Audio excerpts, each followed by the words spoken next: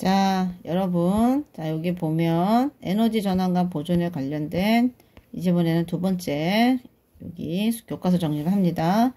자, 지금 이렇게 해서 위치 에너지와 운동 에너지의 합은 항상 일정하다라는 말은 역학적 에너지가 일정해 라는 얘기예요.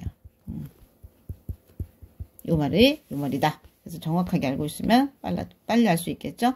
자, 높은 곳에서 출발한 롤러코스터는 중력에 의해 내려가면서 시간이 지날수록 속력이 점점 빨라진다. 롤러코스터의 높이가 낮아지므로 중력에 의한 위치 에너지는 감소하고 속력이 빨라짐으로 롤러코스터의 운동 에너지는 증가한다. 이게 바로 무슨 말이야, 그래서. 그렇죠. 감소한 위치 에너지가 운동 에너지로 전환된다라는 얘기니까 이 얘기는 감소한 위치 에너지는 증가한 운동 에너지와 같다. 이런 얘기를 알 수 있죠. 자, 한편 롤러코스터가 다시 올라가는 동안 롤러코스터의 높이가 높아지므로 중력에 의한 위치 에너지는 증가하고 속력이 그렇죠. 최대가 된다. 그러면 요거 그림을 딱 보면 자, 여기서 위치 에너지가 최대되고 운동 에너지가 최소가 되고 이 그림을 반드시 여러분 꼭 시험 전에 보고 들어와요. 자, 그래서 최대, 최소, 그 다음에 중간에 감소해야지 위치 에너지, 그리고 증가해.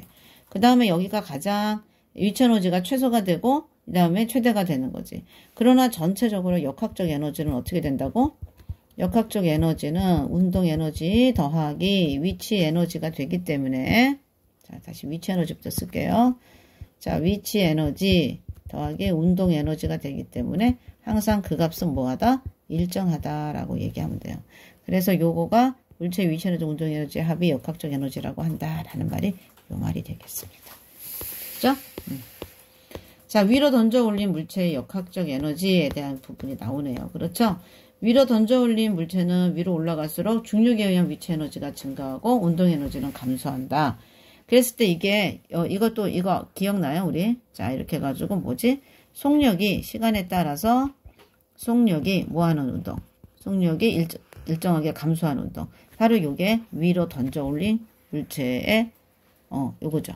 그랬을 때 이때 얘네들도 역학적 에너지가 보존이 되고 이때 역학적 에너지는 위치 에너지, 운동 에너지가 항상 일정하다라는 거 더했을 때 합이. 그래서 요 그림을 반드시 잘 알아두면 좋겠습니다.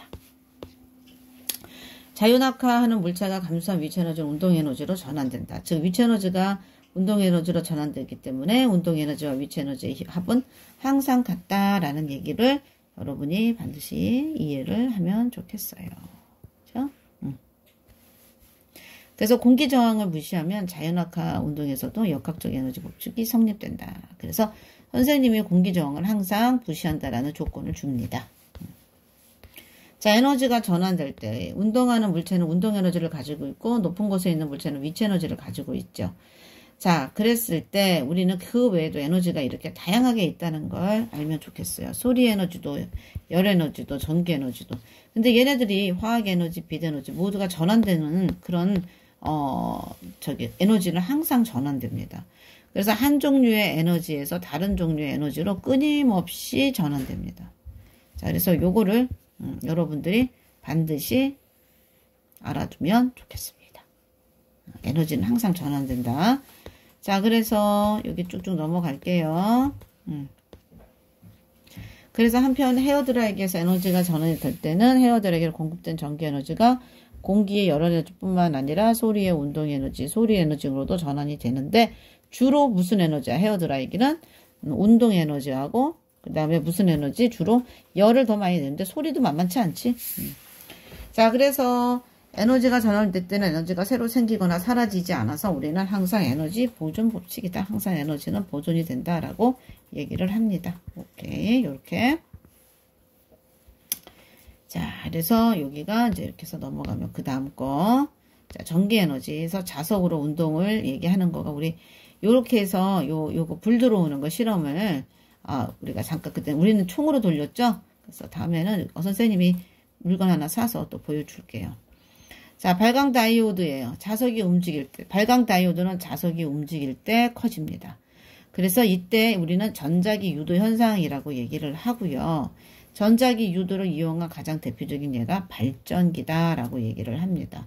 자, 이렇게 자석 안에 두면 아까 그림이 없어가지고 선생님이 그 문제를 지우라고 한 건데 얘가 또 이렇게 돌면은 네, 불이 들어와요. 그래서 얘가 돌면 불이 들어오는 이유가 도대체 뭘까? 그래서 여기는 요 정도. 자, 얘가 딱 들어가잖아. 얘가 이렇게 딱 들어가잖아요. 얘가 들어가거나 나올 때. 그래서 자석을 움직이지 않으면 얘가 들어가거나 나올 때. 그리고 이거는 움직이지 않으면 절대 생기지 않아요. 그래서 자, 여러분들이 자석이 움직이지 않을 때는 켜지지 않던 발광 다이오드가 자석이 움직이면 켜진다. 이는 자석이 움직이면 코일을 통과하는 자기장이 변하여 코일의 전류가 발생하기 때문이다. 이와 같은 현상을 전자기 유도라고 하고 이때 코일에 흐르는 전류를 유도 전류라고 한다라는 것을 반드시 알아두도록 하면 좋겠습니다. 자, 그리고 소비 전력입니다. 자, 그래서 전기 에너지는 열, 비, 화학 등 다양한 형태의 에너지로 전환된다. 자, 여기에서 전환되는데 이렇게 되게 많이 이렇게 우리들 일상에는 이런 것들이 다 전환이 이렇게 되어 있잖아요. 자, 이랬을 때 선생님은 소비 전력은 아까 얘기했죠. 1초 동안 1주울의 전기 에너지를 하는 소모하는 거다. 1와트는. 그렇죠? 자, 그래서 우리는 그래서 소비 전력이 작을수록 작을수록 전기 에너지는 적게 든다. 요것만 알아두세요. 요것만 알아주면 됩니다. 자, 여기까지 끝.